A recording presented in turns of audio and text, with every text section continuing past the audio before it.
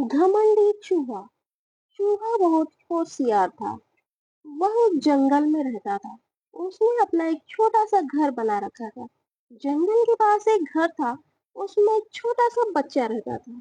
उस बच्चे के पास लॉन्ग बूट थे, लेकिन वह छोटे हो गए थे। उस लड़के ने वह फेंक दिए। बंटी चूहा, अरे ये जूते तो बहुत अच्छे हैं, मैं इसमें आराम से सो सकता हूँ। बंटी चूहा एक जूते को घसीटकर अपने घर के नीचे ले आता है। दूसरा जूता लाने की उसकी हिम्मत नहीं थी, इसलिए वह उसे ही साफ करके उसमें अच्छे से सोने का बिस्तर बना लेता है। फूलों से उसे सजाता है।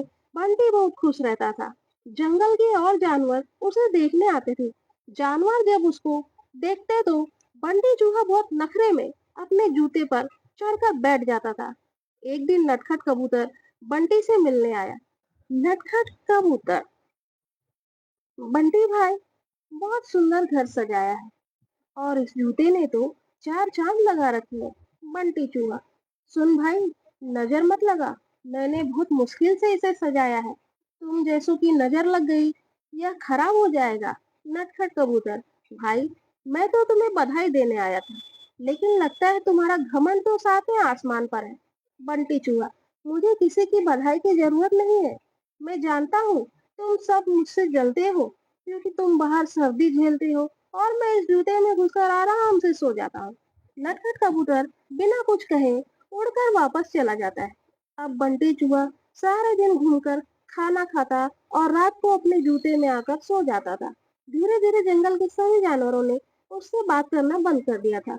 अब उसका कोई दोस्त नहीं था। धीरे धीरे समय बीतने लगा। एक दिन रात के समय जंगल में तेज बारिश होने लगी। इस सबसे बेखबर बंटी चूहा अपने जूते में आराम से सो रहा था। उसे बाहर की मौसम का पता ही नहीं चला। बारिश का पानी बढ़ने लगा। जूते के तले में एक सुराख था, जिससे पानी जूते में भरने लगा। कुछ ही देर में बहुत सारा पानी जूते में भर गया। तभी बंटी चूहे की नींद खुली, लेकिन तब तक बहुत देर हो चुकी थी। पानी बढ़ता ही जा रहा था। उसे लगा कि अब वो मर जाएगा। बंटी चूहा और जोर से चिल्लाने लगा, लेकिन बारिश की आवाज में किसी ने उसकी आवाज नहीं सुनी। बंटी चूहे को अपनी मौत साफ नजर आ रही थी। वह जोर जोर से उछलने लगा। उछलते उछलते उस जूते के बाहर निकलना चाह रहा था, लेकिन जूता इतना लंबा था कि वह बाहर निकल ही नहीं पा रहा था। इधर दूर एक घोंसले में नटखट कबूतर अपने बच्चों के साथ बैठा था। नटखट कबूतर, बच्चों, लगता है किसी के चिल्लाने की आवाज आ रही है, कोई मुसीबत में है। उसने बाहर निकल के देखा कि आवाज उस जूते में से आ रही थी। वह तुरंत समझ गया कि बंटी चूहा जूते में फंस गया है। नटखट कबूतर बिना देर किए किसी तरह उड़कर वहां पहुंच गया। वह जूते के ऊपर बैठ गया। उसने देखा बंटी चूहा डूब रहा है। बंटी चूहा, कबूतर भाई, मुझे बचा लो, नहीं तो मैं मर जाऊंगा। नटखट कबूतर, क्यों, तुम्हें तो इस जूते के सिवा किसी की जरूरत ही नहीं थी। बंटी चूहा, भैया बचा लो, मैं घमंड में आ गया था। यह सुनकर नटखट कबूतर उसे अपनी चोंच से पकड़कर खींचने लगा, लेकिन बंटी चूहे का वजन ज्यादा था। नटखट कबूतर उसका वजन उठा नहीं पा रहा था। नटखट कबूतर, भाई रुको, मैं अभी बाकी जानवरों को बुलाकर लाता। नटखट कबूतर जंगल में जाता है, लेकिन सभी जानवर बंटी चूहे की मदद के लिए मना कर देते हैं। तभी रास्ते में उसे कालू कौवा मिलता है।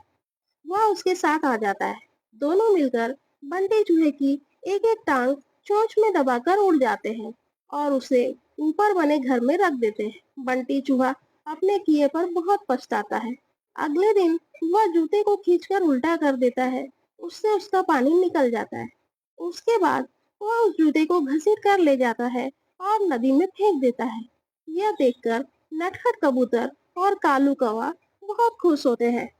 फिर बंटी चूहा सभी जानवरों के पास जाकर सबसे माफी मांगता है।